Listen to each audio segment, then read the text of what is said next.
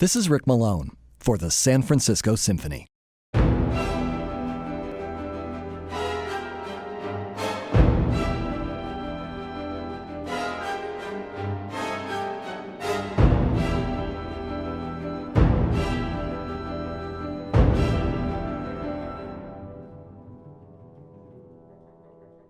Igor Stravinsky's experiences in Hollywood were not what you might call epic.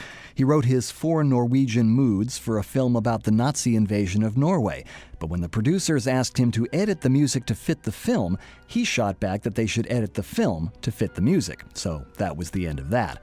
He was furious that Leopold Stokowski had shortened The Rite of Spring for Disney's classic Fantasia, and he threatened to sue, at least until he got his first royalty check.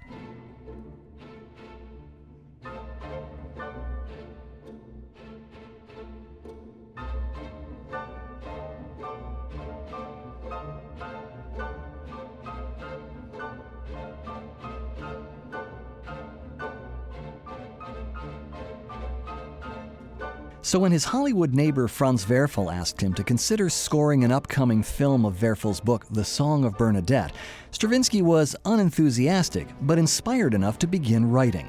The story is about a young girl in 19th century France who has a vision that may or may not be the Virgin Mary. As it turned out, Stravinsky's music never made it to the screen, though he was able to repurpose what he had written, and even though the film went on to win 4 Academy Awards, he kept his involvement with it a secret.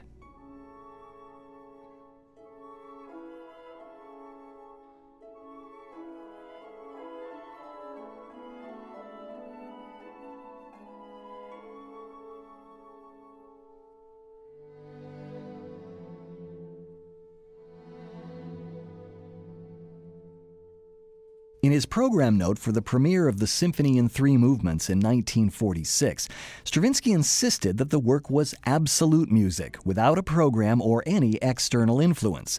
He did admit that one could find it touched by this our arduous time of sharp and shifting events, of despair and hope, of continual torments, of tension and at last cessation and relief. End quote. 2 years later, he again denied any extra musical connotations in the symphony. But in his 1963 book Dialogues and a Diary, he finally acknowledged the influence of movies in the first and third movements. The opening, he said, had been inspired by a documentary on scorched earth tactics in China. The third movement by newsreel footage of goose-stepping soldiers. He also associated the last part of the finale with the rise of the Allies after the overturning of the German war machine, end quote. But he still left out any mention of the Song of Bernadette.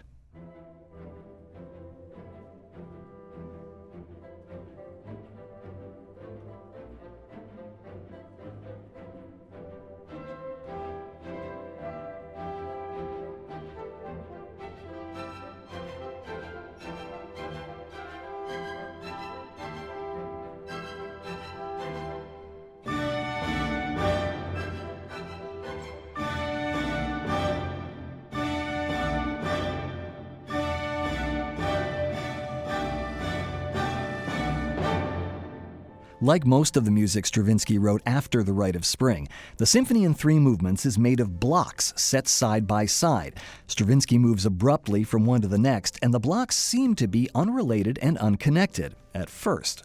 The first movement is in 3 large sections, with the middle section being the longest and the end the shortest. The first of these sections is in Stravinsky's big orchestra style. The second is more chambery, like one of Bach's more elaborate Brandenburg concertos. And the third brings the 2 styles together, synthesizing the opposing elements.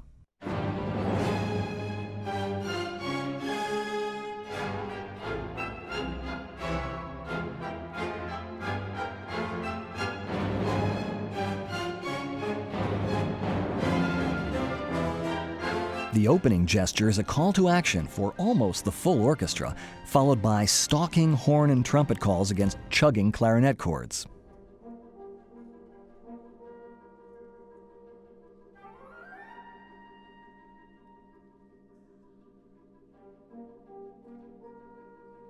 And then this passage for strings and piano.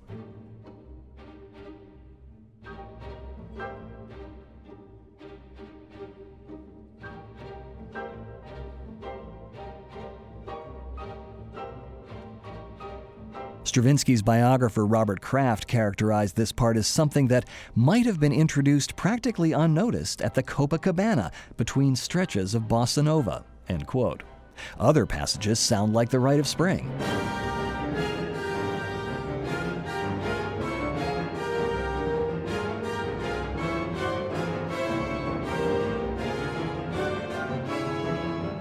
But underneath these episodes, Stravinsky sets up connections, like reminders of certain harmonies or melodic contours or sonorities.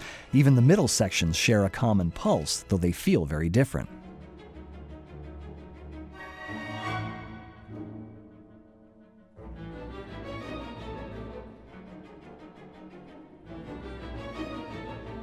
And the coda of the first movement brings back the opening gesture.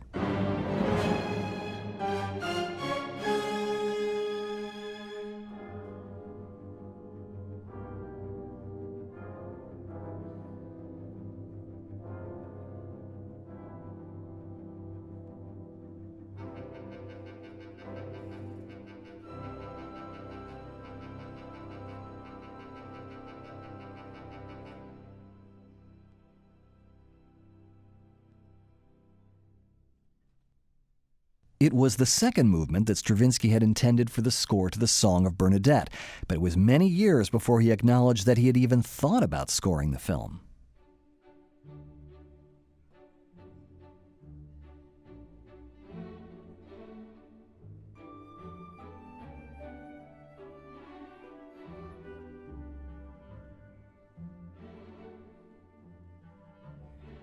In the first movement, Stravinsky gave the piano a feature role.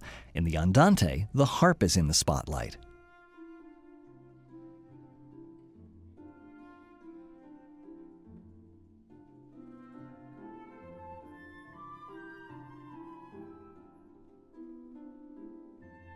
The second movement's coda leads directly to the finale.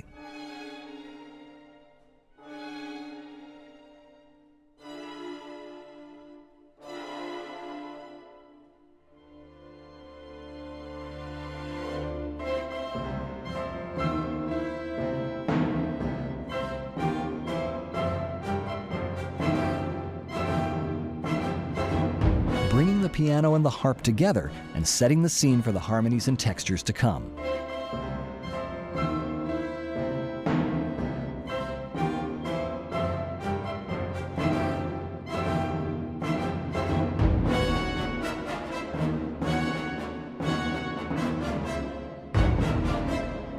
After the icy transparency of the second movement, Stravinsky returns to the massive tones of the first movement.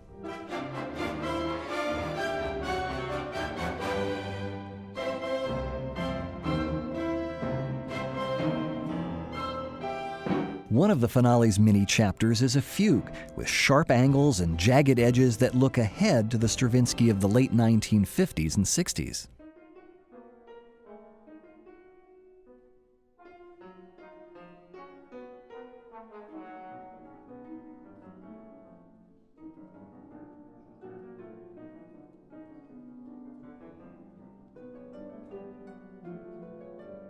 Stravinsky even connected this work to his Symphony in C by suggesting that this fugue is in some way the continuation of the one he started, then, as he said, abandoned like a very hot potato in the finale of the other symphony. The physical thrust of the first movement returns too, and the work concludes in triumph.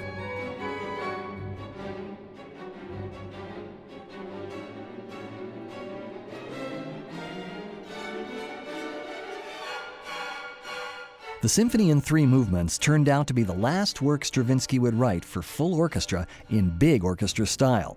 The two symphonies he wrote in the 1940s are like two sides of the same mythological coin. The Symphony in C, which he started in France, is Apollo, inspired by Haydn, melodic, tightly structured, full of polished surfaces and sharply defined corners. The Symphony in Three Movements is all American and all Dionysus, full of fierce and unruly energy and very much of the 20th century.